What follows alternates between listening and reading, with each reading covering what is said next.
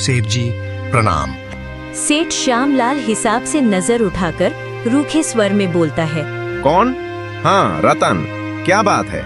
इतनी सुबह सुबह कैसा आना हुआ? सेठ जी आप तो जानते ही हैं, पिछले कुछ महीनों से खेती में कुछ हाथ नहीं लग रहा।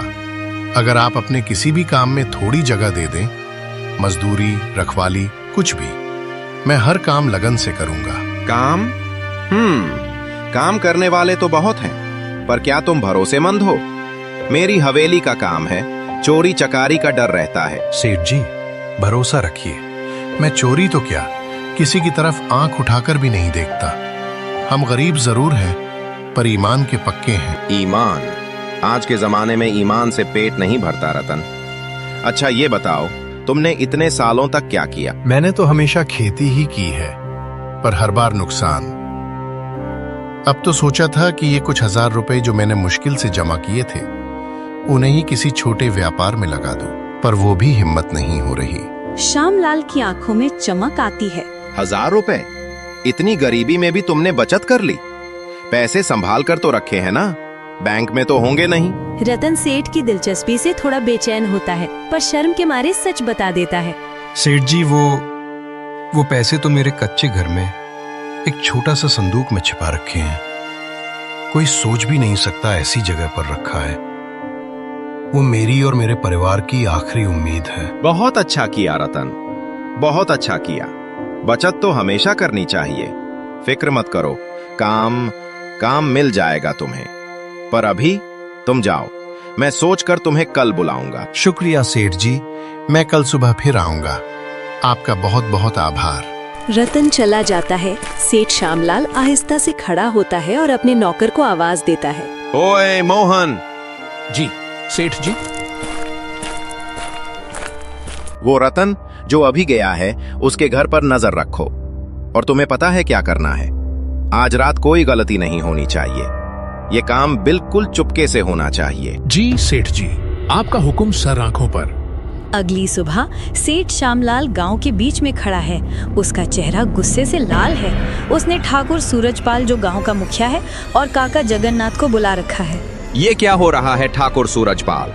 मेरी हवेली में चोरी, और तुम लोग चुप हो। क्या हुआ सेठ श्यामलाल? शांत हो जाओ। क्या चोरी हो गई? क्या पूछते हो? क्या चोरी हो गई? कल रात मेरे संदूक से मेरे 5000 रुपए चोरी हो गए हैं, मेरी मेहनत की कमाई। है राम, 5000? इतनी बड़ी चोरी तो इस गांव में पहले कभी नहीं हुई। मुझे पूरा यकीन है कि ये चोरी किसने की है। कल वो कमीना रतन मेरे पास काम मांगने आया था।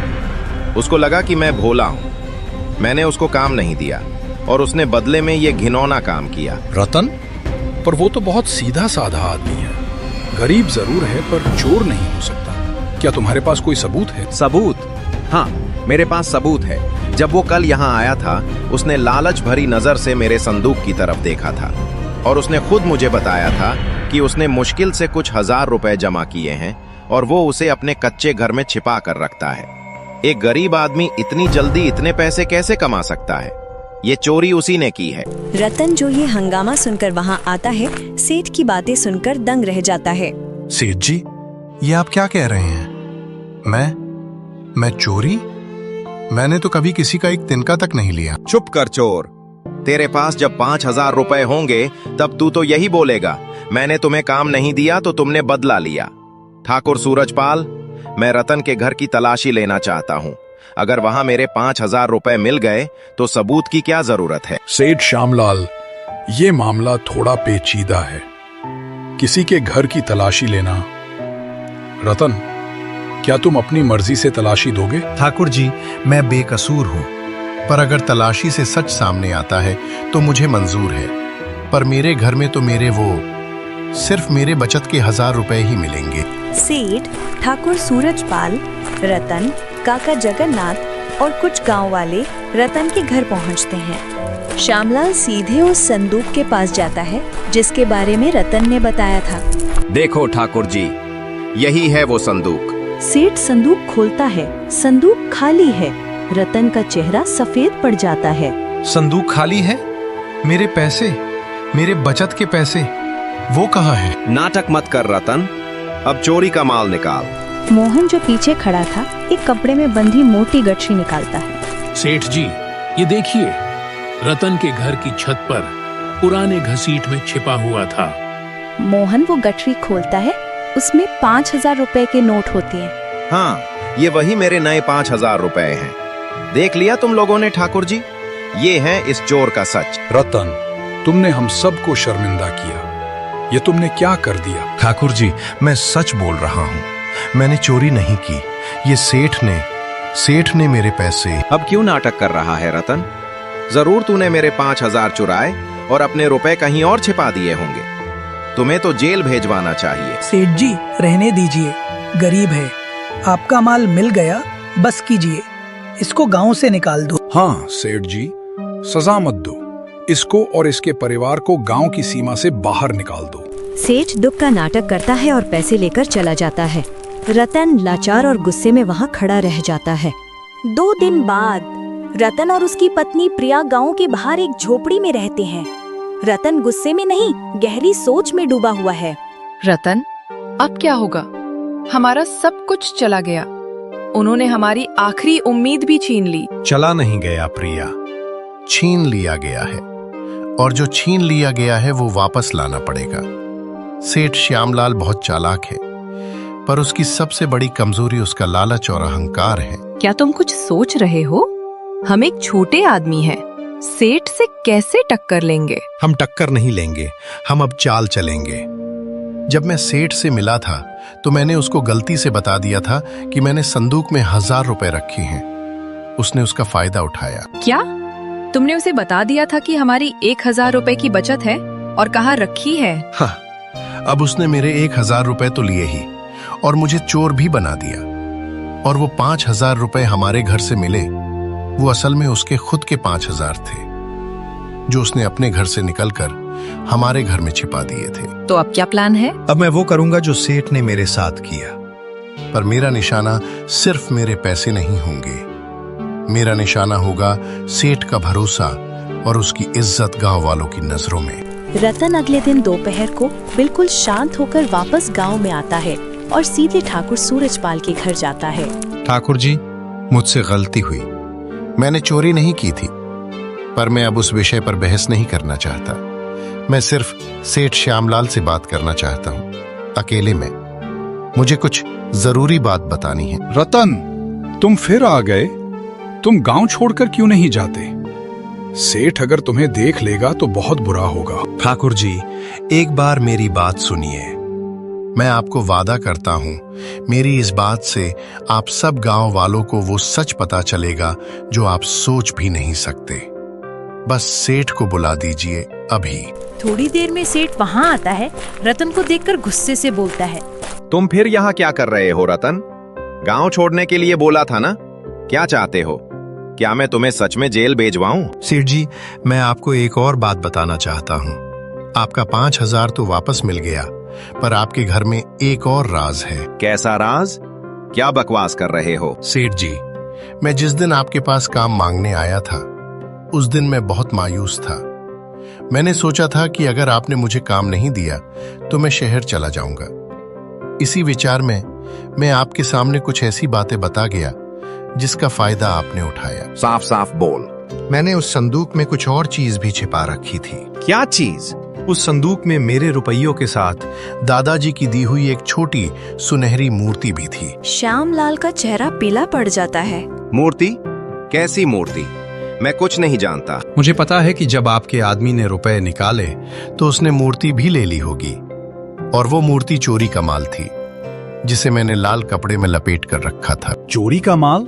रतन, क्या कह रहे हो? सेठ जी, अगर आप बेकसूर हैं तो ये लाल कपड़ा और मूर्ति आपके घर में नहीं होनी चाहिए। अगर मैं अब पुलिस को जाकर ये बता दूं कि मेरे घर से चोरी हुई मूर्ति अब आपके आदमी ने निकाली है, तो क्या होगा? पुलिस आपके घर की तलाशी लेगी। ये सब झूठ है। मुझे फंसाने की कोशिश कर रहा है। अगर मूर्ति आपके पास नहीं है सेठ जी, तो आप घबरा क्यों रहे हैं? अगर वो मूर्ति आपके घर में मिली तो चोर की मूर्ति रखना भी तो एक तरह से चोरी ही हुई। सेठ श्यामलाल, अगर ये मूर्ति रतन के घर से मिली होती तो वो आपके आदमी के पास होनी चाहिए। रतन, तुम्हारे पास क्या सबूत है कि वो चोरी का माल है? ठाकुर जी, मूर्ति का सबूत मैं नहीं दे पाऊंगा, पर सेठ जी की बेगुनाही का सबूत वो खुद दे सकते हैं। चुप कर रतन, मैं अभी पुलिस को बुलाऊंगा। तुम एक चोर हो। मैं तो पहले ही गांव की नजरों में चोर हूं। पर क्या आप सच में चाहते हैं कि पुलिस आपके घर की तलाशी ले? जब पुलिस आएगी और उसको वो मूर्ति मिल गई तो सेठ को डर लगता है कि अगर रतन ने पहले से ही कोई छोटी सुनहरी मूर्ति उसके घर में छिपा दी हो तो। ठाकुर जी, एक मिनट। रतन, मेरे साथ आओ, मुझे तुमसे जरूरी बात करनी है। सेठ रतन को एक कोने में ले जाता है। तुम क्या चाहते हो रतन? तुम क्यों ये सब कर रहे हो? तुम्हारी मूर्ति वो कहाँ है? मूर्ति का राज सिर्फ मेरे और आपके बीच रहेगा सेठ जी। मैं सिर्फ एक चीज चाहता हूँ, मेरी इज्जत और मेरे 1000 रुपए वापस। 1000 रुपए? मैं तुम्हें 5000 देता हूँ। चुप हो जाओ और तुम ये मूर्ति वाला नाटक बंद कर दो। मुझे 5000 नहीं चाहिए। मुझे सिर्फ एक चीज चाहिए। क्या?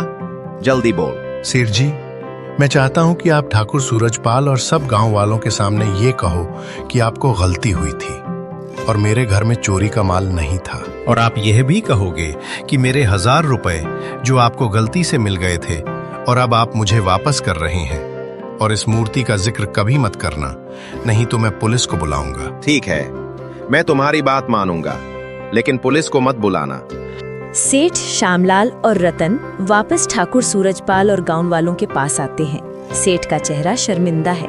ठाकुर सूरजपाल और गांव वालों, मुझसे बहुत बड़ी गलती हो गई। कैसी गलती सेठ जी? जब मैंने रतन के घर की तलाशी ली थी तो मुझे गलतफहमी हुई थी। जब मेरे आदमी ने रतन के घर से वो गठरी निकाली थी, हाँ, वो 5000 रुपए वाली गठरी, वो गठरी तो मेरे ही पैसे थे। वो 5000 रुपए तो मेरे आदमी ने रात को रतन के घर में छिपा दिए थे और रतन के 1000 रुपए निकाल लिए थे। क्या?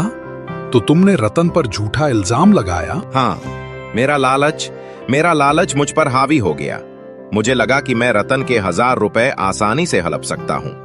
मेरे आदमी ने रतन के संदूक से वो 1000 रुपए निकाले थे। रतन मासूमियत का नाटक करते हुए। सेठ जी, अब आप सच बोल रहे हैं। मेरे 1000 रुपए, मुझे लगा कि मैं भूखा मर जाऊंगा। ये लो रतन, तुम्हारे 1000 रुपए। मेरी गलती थी, मुझे माफ कर दो। तुम चोर नहीं हो, तुम एक ईमानदार और मेहनती आदमी हो। रतन, हमें माफ कर देना। हमने सेठ की बातों पर भरोसा कर लिया। तुम इस गांव के ईमानदार आदमी हो। सेठ जी ने गलती तो मानी, बड़ी बात है। शुक्रिया ठाकुर जी, मुझे ये सब नहीं चाहिए था, पर इज्जत सबसे जरूरी है। ये रतन तो बहुत खतरनाक खिलाड़ी निकला। मेरे ही गुस्से और लालच का इस्तेमाल करके मेरे ही मुंह से ये सच निकलवा दिया। रतन अपने 1000 रुपए लेकर सम्मान के साथ अपनी झोपड़ी की तरफ जाता है। सेठ श्यामलाल शर्म और डर के कारण वहां से चुपचाप निकल जाता है।